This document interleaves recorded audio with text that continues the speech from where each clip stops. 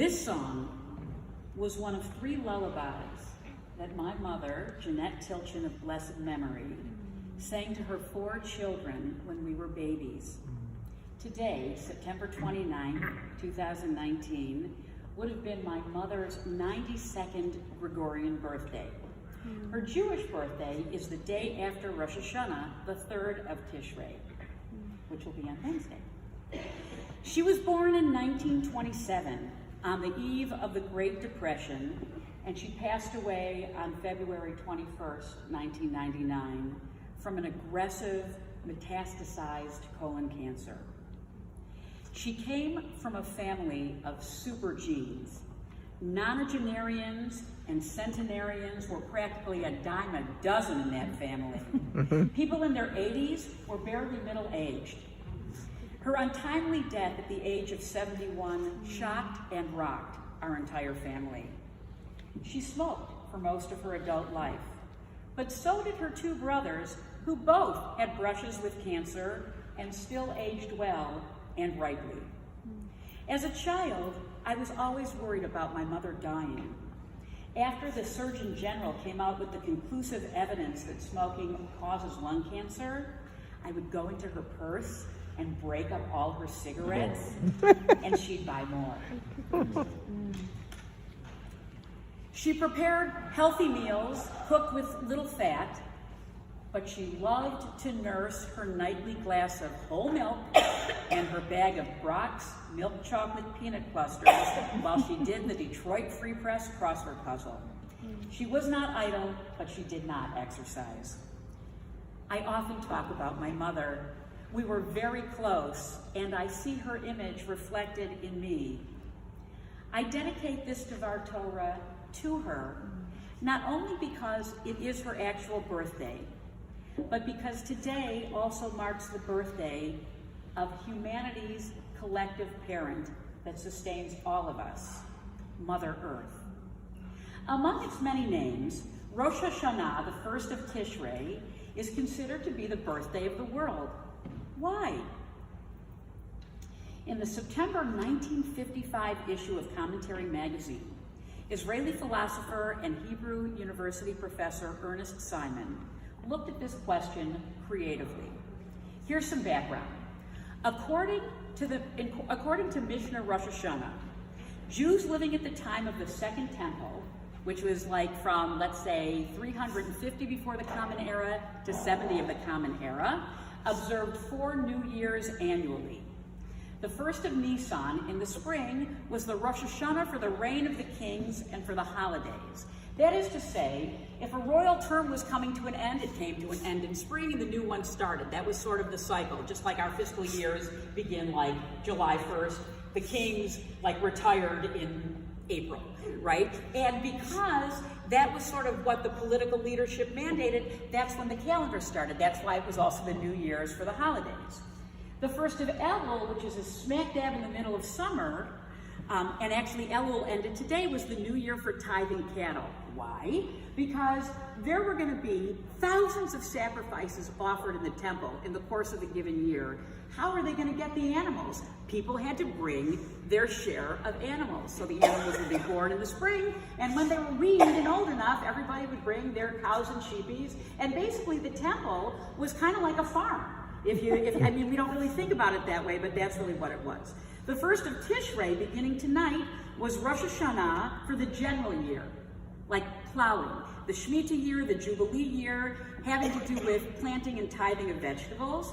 And last, the 1st of Shevat, according to the school of Shammai, but the 15th of Shevat, according to the school of Hillel, marked the new year for tithing the products of our fruit trees. Avocados, olives, oranges, apples. Everybody would have to bring a certain percentage of their crop to the temple as an offering. So Ernest Simon writes that from a metaphysical point of view, the conflict between the 4 beginnings of the year would represent a decision worked out by the Jewish folk spirit. The new year on the 1st of Nisan would represent the political principle, again because it was for the kings. That on the 1st of Elul was the religious one, and again because that was the offerings that they were going to be offering daily. And that on the 15th of Shvat was purely natural. Because once you plant a tree and it starts producing fruit, you really don't have to do much to get the fruit to come year after year. It's just part of the natural cycle. But the first of Tishrei, our Rosh Hashannah, simply opens the year. Although, of course, the date has connections with the rhythm of nature and is religious legal regulation. It is, in the language of the Machzor, Yom Harat Olam, the birthday of the world, and as such, it conquered its political, ritual, and purely natural rivals. The outcome of this rivalry bears a universalistic character. It is an acknowledgement of humanity and its unity. I love Ernest Simon's synthesis. During biblical times, Nisan was associated with the reign of human royalty. This may explain, by the way, why the Torah designates Nisan as the first month. But once Israel was no longer a sovereign nation, but rather subject to the rule of other kings, the new year beginning in Nisan became associated exclusively with the Exodus and the birth of the people Israel. While the name Nisan is actually a later addition, the Torah is explicit that Passover must fall in the first month of the year. So essentially that month is de facto our January. It's the Jewish January. But without a centralized temple and cultic practice, the new year for tithing cattle and other sacrificial animals became irrelevant to exilic Jewish practice. So too, once we were no longer obligated to bring a percentage of our annual yield of trees to the temple, the new year on Shvat also became obsolete. But Jews and non-Jews alike live on the land and depend on it for food year after year. This new year anniversary was never temple dependent. So after the second temple was destroyed in 70 of the Common Era, the new year for the land was the last man standing, and it took on the status as the only Rosh Hashannah. But you have to know, it didn't always have that. Now, the inextricable link between agriculture and theology in both biblical and rabbinic Judaism cannot be overstated. The theme of unity and universal humanity that Simon highlights pervades the unique additions to our high holiday and Sukkot liturgy, all of which really evolved during the rabbinic, Talmudic, and Gaonic periods. That would have been like 200 to 900 of the Common Era. So, and by the way, it is no accident that the Day of Atonement, which is actually spelled out and prescribed in the book of Leviticus, is mandated to take place in the 7th month.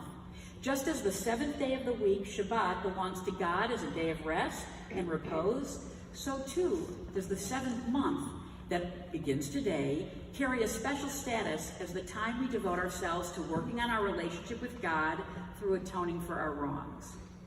So let's talk about the first of Tishrei, which begins right now. It has many names. The first is Yom Teruah, the day of loud blasts.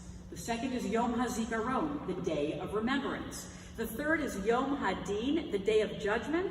And the last is Yom Harat Olam, misleadingly translated as the birthday of the world, but more literally, the day the world conceives, or the day the world was conceived by God. Conceived, not born. In modern Hebrew, one might refer to a pregnant woman as an Isha Hara, from the Hebrew root He Resh He, which means to conceive, to imagine, or to think of an idea. A woman is an Isha Hara essentially in the first trimester, before her pregnancy is obvious. Once the fruit of the womb is evident, she would more likely be called an Isha Me'uberet. This makes total sense agriculturally. In the winter, the earth is doing what it needs to do internally to prepare itself to accept seed and produce food in the springtime. It is in the conception stage. There is no sign of life, even though all the potential is right there. Now, our pagan ancestors saw a profound and direct connection between the fertility of the land and the fertility of people. That is a key reason why pregnancy and birth are explicitly invoked in our scriptural readings on the first day of Rosh Hashannah. Both the Torah and the Haftarah readings tomorrow are about barren women who are destined to issue fruit that will forever change the course of humanity. 90-year-old Sarah produces miracle baby Isaac, who is the conduit to Jacob, and ultimately the 12 tribes of Israel. Hannah, from the book of Samuel, ultimately gives birth to Samuel, the father of prophecy, and interestingly, the person who anoints Israel's first king, Saul. With God's intervention, both Sarah and Hannah become Nashim Hara, women who have conceived. As far as the world is concerned, this is where agriculture and theology converge. Rain is essential for the earth to be productive. Rain is a gift from God. I posit, and this is actually my Kiddush, that 3 of the names for the first of Tishrei really all serve the 4th. Here's how it goes.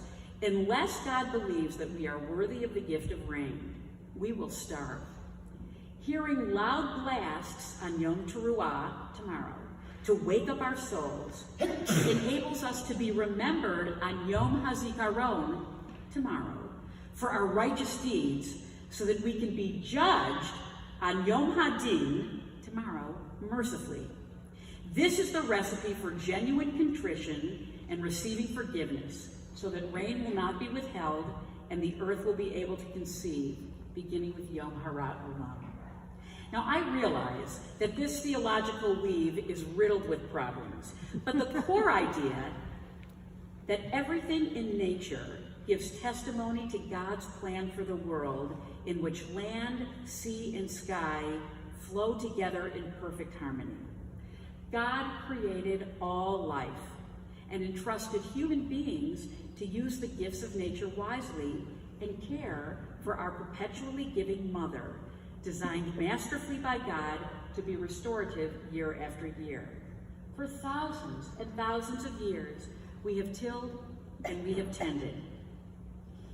But once we created tools that enabled us to exploit the land, sea, and sky to satisfy our ferocious appetites, we set in motion irreversible cataclysms that will likely be the cause of humanity's demise. My mother was the first environmentalist I knew, recycling all of our newspapers, bottles, and cans in the 1960s.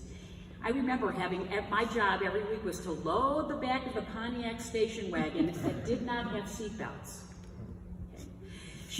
So that just means how long ago it was, because cars got seatbelts in the late 60s. Okay. She died before George W. Bush became the 43rd president of the United States. I felt then, and am confident now, that the fate of the 2000 presidential election was a turning point for all of humanity. Like him or not, Al Gore understood and championed environmental stewardship before any other public figure took this life and death matter seriously enough to make it a public conversation, let alone with an air of prophetic warning. By the year 2000, he understood the potential ramifications of the compelling data that the Earth had been steadily warming since 1975.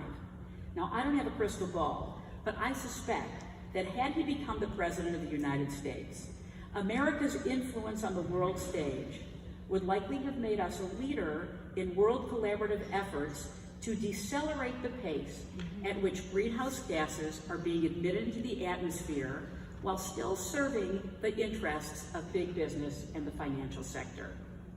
At the same time, with pendulums swinging as they do, I also know that without a fully united effort world over, the extra time that we might have bought from 2000 to 2004 or 2008 under the never-realized Gore administration may have been completely undone by the administration that followed. The revelatory disasters we are witnessing today, as glaciers melt, waters warm, fires rage, sea levels rise, and precious ecosystems disappear at unprecedented rates, may have been pushed out by a few decades, but until the entirety of humanity gets together, as Rosh Hashannah calls us to do, things will continue to move in a deadly direction. The difference between this Rosh Hashannah and the one we celebrated 5 years ago is that we actually don't have any more time to debate about it. More than ever before in our history, we are being called to tear up the cigarettes that are contributing to the expedited demise of our collective mother. We must tear up the cigarettes that are contributing to the expedited demise of our collective mother.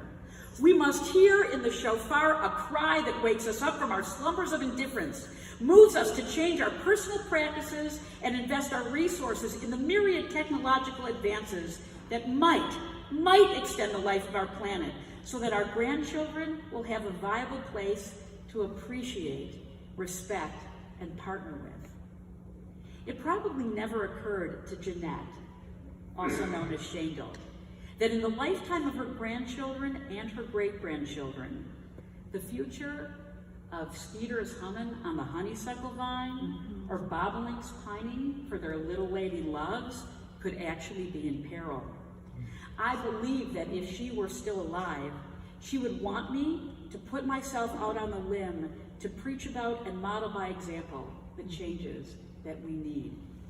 So on this, the mother of all birthdays, which happens to be the birthday of my mother, I invite each of you to prioritize learning about and implementing every life change you can to reduce your personal carbon waste and energy footprint, invest in solutions that will reverse carbon emissions, and support local growers who are rejuvenating the land through proper farming techniques that are invigorating rather than stripping our soil of nutrients, so that Mother Earth can return to being a source of life-giving nourishment year after year.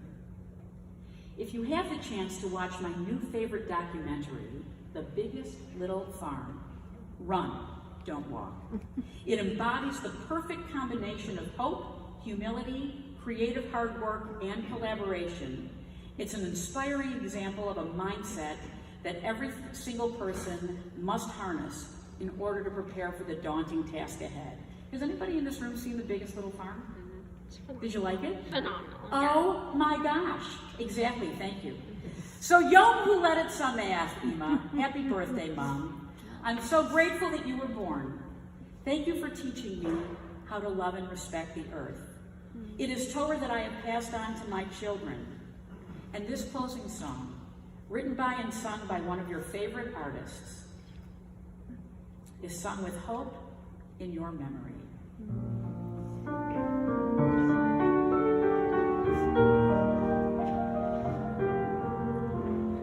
I see trees of green, red roses too.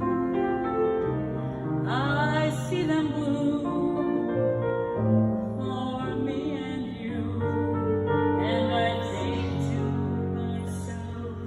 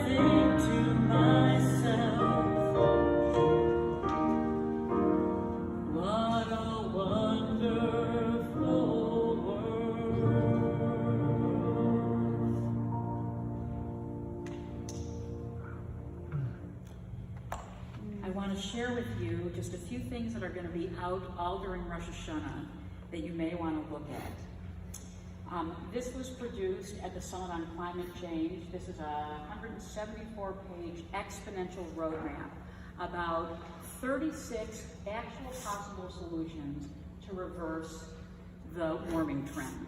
It is possible, but it's not going to be possible 8 years from now. So you can leaf through this. You can also download it if you want to. And then there's actually a summary. I made 10 copies of this. Feel free to take one. This is meeting the 1.5 Celsius climate ambition. This is how we're going to reduce warming by the year 2030. We have 10 years, and by 50% by the year 2050. So you can look at that.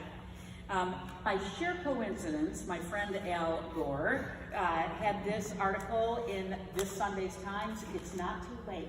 So if you can get Sunday's Times and read what he wrote, I mean, he's sober, but he's also hopeful, which made me happy. And there are many Jewish organizations that I've always been connected to, sort of peripherally, but more so now.